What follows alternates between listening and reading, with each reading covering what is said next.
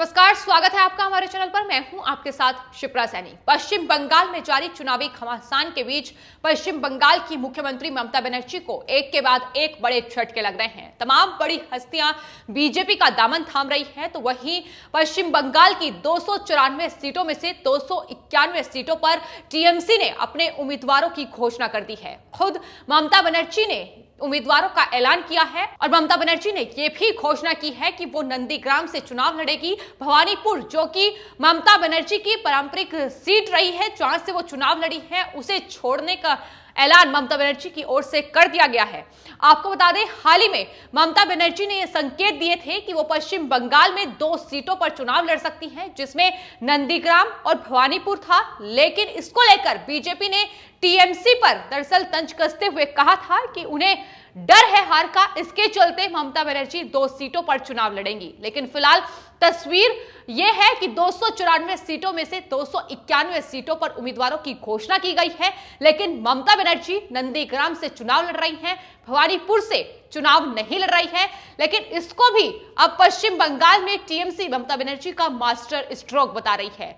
लेकिन सवाल यह है कि आखिर ममता बनर्जी ने भवानीपुर की सीट को क्यों छोड़ा है। अब भले ही पश्चिम बंगाल में ममता बनर्जी के इस फैसले को लेकर टीएमसी इसे मास्टर स्ट्रोक बता ले, लेकिन हकीकत कुछ और है। आपको बता दें, पिछले कुछ आंकड़े ये बयां करते हैं कि आखिर भवानीपुर की जो सीट है उस पर टीएमसी की क्या परिस्थितियां रही हैं।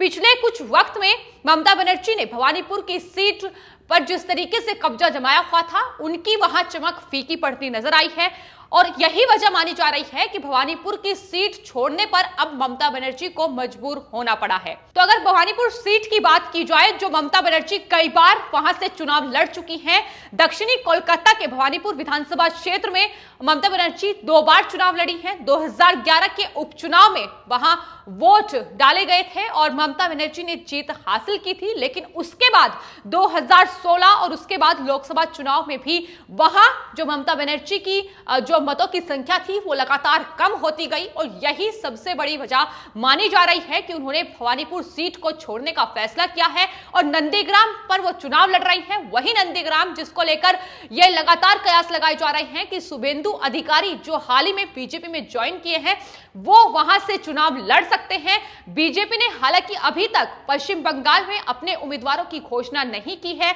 ना ही इस बात का जिक्र हुआ है कि आखिर कौन कहां से चुनाव लड़ेगा। लेकिन ऐसा माना जा रहा है कि नंदीग्राम से शुभेंदु अधिकारी चुनाव लड़ सकते हैं।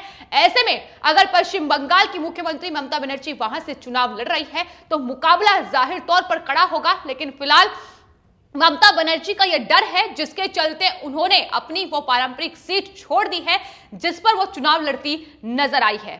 भवानीपुर की सीट को लेकर एक अहम बात यह भी है कि दरअसल इस इलाके में 70% से ज्यादा गैर बंगाली और खासकर गुजराती लोग रहते हैं और ममता बनर्जी ने जिस तरीके से अपने चुनावी प्रचार अभियान के दौरान ये कहा है कि बंगाल में गुजरात के लोग शासन नहीं करेंगे, बाहरी और स्थानीय लोगों का जो मुद्दा है वो बार बार पश्चिम बंगाल में टीएमसी और साथ ही ममता बनर्जी की ओर से पुरजोर तरीके से उठाया गया है और यही वजह मानी जा रही है कि पश्चिम बंगाल की इस भवानीपुर सीट पर टीएमसी का जो प्रभाव है वो लगातार कम हो रहा है, क्योंकि जिस तरीके से पश्चिम बंगाल में लगातार ममता बनर्जी कह रही हैं कि कोई बाहरी आकर पश्चिम बंगाल में शासन नहीं कर सकता है।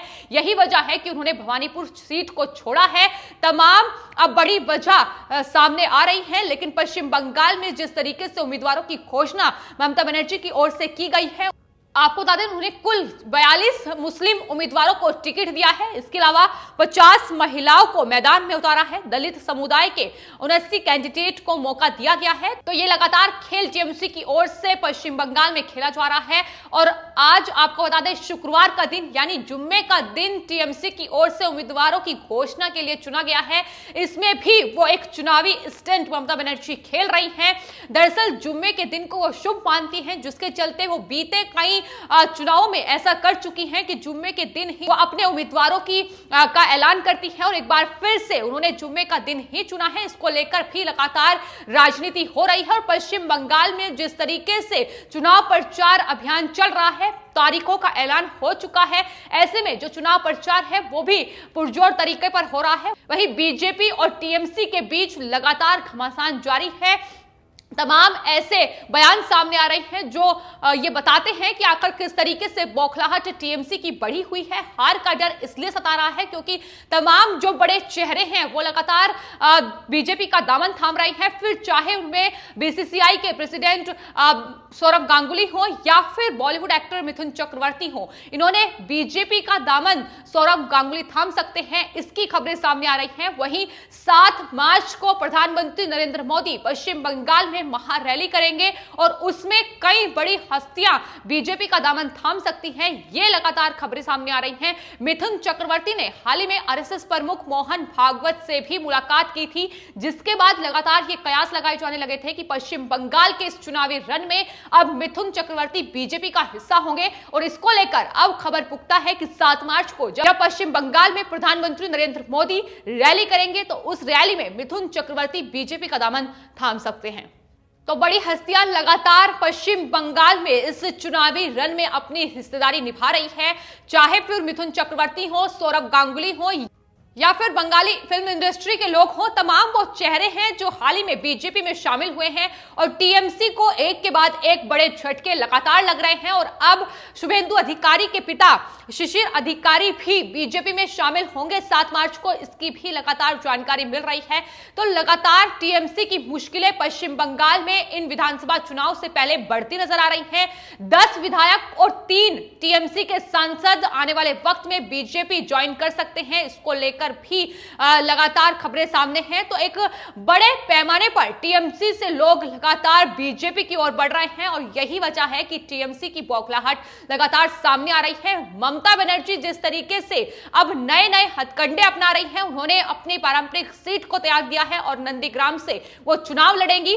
शुभेंदु अधिकारी वहां से चुनाव बीजेपी की ओर से लड़ सकते हैं, इसको लेकर भी लगातार ये कयास लगाए जा रहे हैं। लेकिन अगर ऐसा मुकाबला होता है तो मुकाबला काफी दिलचस्प होगा, क्योंकि लगातार शुभेंदु अधिकारी एक बड़ा चेहरा टीएमसी का रहे हैं, जो हाल ही में बीजेपी का दामन जिन्होंने थामा है। एक बड़ी जिम्मेदारी बीजेपी वहां उन्हें सौंप सकती है, ये भी सामने आया है। तो ऐसे में मुकाबला कड़ा होने वाला है और यही वजह है कि लगातार जो उम्मीदवारों की घोषणा भी टीएमसी की ओर से की गई है, वो यही वजह है कि उन्होंने तमाम सीटों पर अपने उम्मीदवारों का ऐलान कर दिया है। फिलहाल बीजेपी अपने उम्मीदवारों का ऐलान आने वाले वक्त में करेगी, लेकिन फिलहाल स्थिति यह है कि तमाम टीएमसी के विधायक, सांसद और तमाम बड़ी हस्तियां अब बीजेपी को ज्वाइन कर रही हैं और चुनावी जो प्रचार है वो चरम सीमा पर है। तमाम केंद्रीय मंत्री बीजेपी की ओर से और अब प्रधानमंत्री नरेंद्र मोदी 7 मार्च को रैली को संबोधित करेंगे और इस रैली में देखना होगा कि आखिर कौन से बड़े चेहरे बीजेपी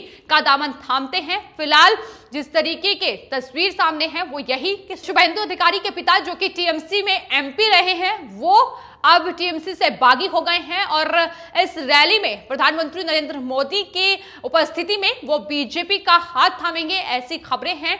तो लगातार अब पश्चिम बंगाल में ये चुनावी रन जिस तरीके से आगे बढ़ रहा है, एक दूसरे पर आरोप प्रत्यारोप का सिलसिला लगातार जारी है और जिस तरीके की राजनीति हो रही है उसको लेकर भी आपको बता दें, बीजेपी लगातार पश्चिम बंगाल में ममता बनर्जी और टीएमसी पर हमलावर है उन तमाम मुद्दों को लेकर जिनको लेकर लगातार पश्चिम बंगाल में जनता ने आवाज उठाई है। फिर चाहे वो गरीबी हो, कानून व्यवस्था हो, जिस तरीके से वहां गुंडागर्दी देखने को मिलती है, ये तमाम ऐसे मुद्दे हैं जो बीजेपी की ओर से अपनी चुनावी जनसभाओं, चुनाव प्रचार के दौरान पुरजोर तरीके से उठाए जा रहे हैं और पश्चिम बंगाल की जनता बदलाव चाहती है, ये बीजेपी लगातार कह रही है। और यही वजह है कि इतने महीने पहले ही बीजेपी ने अपने इस चुनाव प्रचार की शुरुआत पश्चिम बंगाल में कर दी थी और अब वो चुनाव प्रचार चरम सीमा पर है। तमाम जो टीएमसी की मुश्किलें हैं वो बढ़ती ही नजर आ रही है, क्योंकि जिस तरीके से टीएमसी हर रोज कमजोर हो रही है, टीएमसी के तमाम विधायक,